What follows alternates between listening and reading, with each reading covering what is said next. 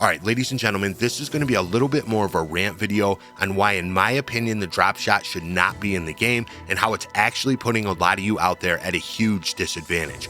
Just quickly, I will have a tip for you guys at the end of this video, showing you something I started doing a while ago to defend against the drop shot. There's a good chance you guys are doing something that you don't even realize that could actually be hurting you whenever somebody drop shots you. Make sure you stick around until the end, because this tip will definitely apply to Modern Warfare 3 as well. All right, so let me ask you guys a question. Have you ever come across somebody who looks like they're just standing there? You start firing at them first, and then the next thing you know, they turn and hit you with what looks like 2 or 3 bullets and you're dead. You start screaming, yelling, wondering what the hell just happened. But then when you watch the kill cam, you realize that they weren't just standing there. They were actually shooting at you the entire time. It just never showed up like that on your screen. Well, if you guys have ever seen that before, that's what actually happens a lot of times whenever you die to the drop shot.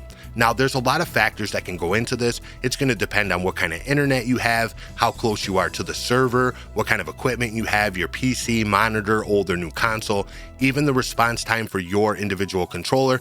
Everybody has different setups now. It's not like it was back before crossplay when everything was even.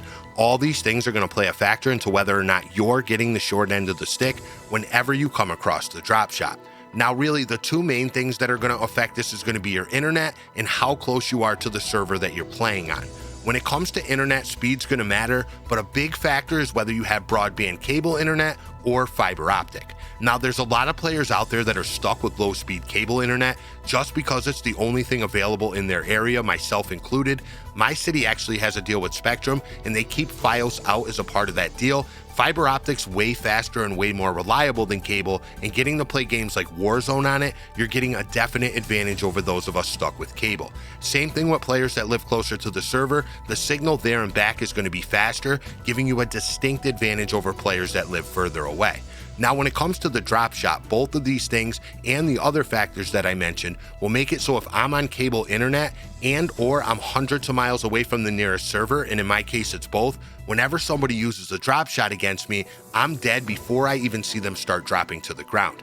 Now, on their screen, they're already proned out getting the kill, and on mine, I'm shooting at a ghost. It happens to me all the time. How I know when it happens is my shots will sort of stop registering, and it'll feel like it's harder to move, and then once I watch the kill feed, I was dead way before it happened on my screen. Now, because of skill-based matchmaking, there's a lot of players out there that can't get into lobbies under 70 ping, and if there's a bunch of players that are in that game that are, say, only 18 to 30 ping, whenever they use the drop shot, they're getting a huge advantage. Now, it takes me like 5 minutes or more before I'm able to even find a match just because of skill-based matchmaking and how far away I am from the servers. Most of the time I get 90 ping lobbies. It's rare I ever get into anything under 60, so I'm already behind most players as it is, but when it comes to somebody drop-shotting me, I'm at a huge disadvantage. Now, if you think about it, drop shotting sort of like cameraing somebody, where you won't show up on the screen yet because you came around the corner too fast. The only difference is when you camera somebody, it actually takes skill. You still have to be able to find the enemy, snap on target, land your shots in an extremely short amount of time. The drop shot, on the other hand, it takes 0 skill. All you do is just press a button when you're in a fight, and it could put your opponent at a huge disadvantage. All right, so let's just say I'm in my normal 90 ping lobby. Somebody who's 20 ping drop shots me. They're already going to be on the ground killing me while I'm still shooting at somebody who looks like they're standing up, who's not even there anymore. Then when you add the fact that my cable internet isn't the greatest, it could end up being well over 100 milliseconds before I'm able to even start reacting to them going to the ground. Now, another thing that I don't like about the drop shot is way too many players use it as a crutch. If you watch a lot of these guys, it's literally the only thing that they do, and it's the only way that they can win a fight.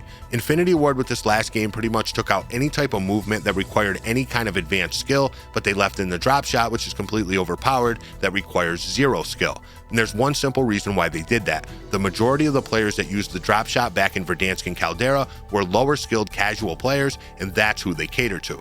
Now, it was a little different with Warzone 2. A lot of the higher skilled players used it as well, just because it was the only movement left, but that actually ended up making it even more unbalanced because a lot of the higher skilled players have better PCs and faster internet. Now, I know a lot of people are just going to say you suck, your reaction time's just slow, but it's going to be the ones with high-speed fiber optic internet and low-ping lobbies that are saying it. Literally, if you're on cable internet and you get high ping, watch the kill cam the next time you die to the drop shot. Let me know if it matches up to what you remember happening in real time. I guarantee a lot of times you die faster in the kill cam than what you remember happening live. Now, from what I saw from the early Modern Warfare 3 Warzone gameplay, it looked to me that the drop shot might actually be even a little bit faster than it is now, and that's unfortunate because that's going to make it even more unbalanced for a lot of players out there. Now, I know it's been in Call of Duty forever, but with the time to kill in multiplayer, it's really not that big of a deal. 9 times out of 10, you don't even get a chance to use it. Now, Warzone, on the other hand, or any other BR for that matter, has a longer time to kill, and then when you throw in crossplay, it just makes it a really unbalanced mechanic. Plus, it's kind of pay to win if you think about it, because it's going to depend on the equipment and the internet that you can afford. Now, they don't have to get rid of it altogether, just nerf it so it's not nearly as effective. Do I think they ever will? No, I think they like that it lowers the skill gap, and it adds more of that randomness to the game. Now, like I said before, the latency problem can cause you to get killed in regular fights as well, but at least when you're fighting on your feet, you're going to have movement and rotational aim assist pull if you're on controller. But with the drop shot, there isn't any kind of aim assist pull to help get your aim to the ground, at least not when somebody's crouching. Now, there is aim assist slowdown, and that can actually cause you to get stuck as you're going down, making it even slower to try to react. Now, that brings me to that tip I told you about in the beginning of the video that you should be doing whenever somebody drop shots you. Alright, so what a lot of players do, what I was doing whenever I was in a fight and someone pulled the drop shot on me, is the instant I'd start to see them go to the ground, I'd take my right stick, jam it down as hard as possible, and then just pray I could get back on target before they killed me.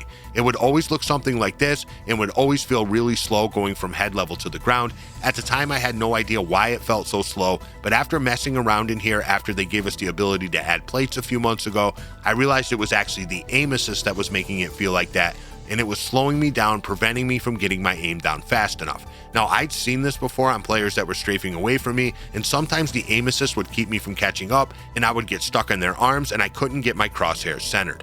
Now, the same thing's happening with the drop shot. Whenever I'd start to bring my aim down, I'd hit that aim assist bubble, and it would slow me down enough to where I wasn't getting there in time. Now I'm trying to pull down even harder, and my aim's going all over the place.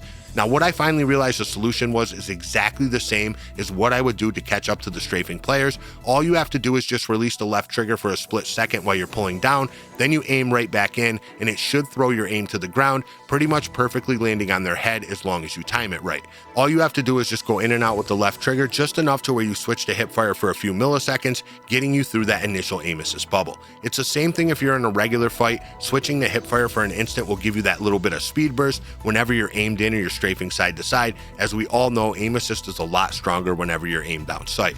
Now, you just have to get the timing down, and you could practice right here in the firing range. Since the targets now have both plates and aim assist, just add 3 plates, start firing at this first dummy here, and then just imagine it's somebody drop shotting you and you're trying to get your aim down as fast as possible to wherever their head would actually be. Just keep firing the whole time while you're practicing going in and out with your aim, and then just keep practicing until you find that sweet spot that flicks your aim right to the feet. The hardest part of this whole thing is just to practice enough until you actually remember to use it in game. Now, with everything I was saying earlier about it being unfair, if you really want to win against the drop shot, you're going to have to be pretty fast in getting your aim to the ground. Now, if you're on a budget PC and a high ping lobby with mediocre internet, you're still at a huge disadvantage, don't get me wrong, but hopefully this helps a little. Now, one last thing, I'm not sure if this is in Warzone 2 yet or not once the new game takes over, but whenever you're drop shotting somebody, if you pull your left stick back right before you start to drop, you're going to go from standing to prone faster than if you were just standing still. Now, this has been a thing since Warzone 2 first released, but I know there's still a few people out there that didn't know that you could do this. If you found this video helpful, drop a like, follow me over on Twitter to stay up to date on everything Warzone 2 and Modern Warfare 3, and subscribe to the YouTube channel for more short, straight to the point videos like this. I'll catch you next time, and if not, kick rocks. Peace. Kick rocks, biatch!